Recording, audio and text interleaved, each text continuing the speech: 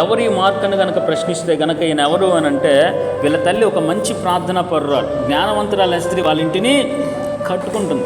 యేసు ప్రభు వారు ఒకరోజు, అయ్యా మనం పస్కా పండుగ ఎక్కడ ఆచరించాలని శిష్యులు అడిగినప్పుడు, అక్కడ ఒక గాడిది కట్టబడి ఉంటుంది, అక్కడికి వెళ్ళండి, అక్కడికి వెళ్ళి మీకు ఒక కొండ పట్టుకొని మనుషుడు కనపడతాడు, అతన్ని అడగండి అని చెప్తారు. ఆ మనిషి ఇతనే, మార్కే, స్తోత్రం కలుగునుగా.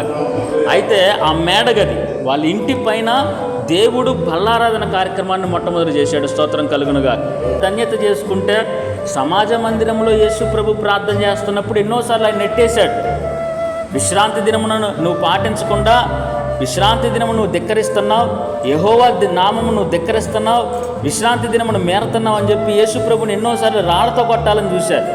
సమాజ మందిరంలో నుంచి, దేవాలయాల్లో నుంచి ఎన్నోసార్లు యేసు ప్రభుని నెట్టేశారు. కానీ ఈ మార్కు వాళ్ళ అమ్మగారు తీసుకొచ్చి తన గృహంలో పెట్టుకుందండి యేసు ప్రభుని, స్తోత్రం కలుగునుగా. హల్లెలూయా.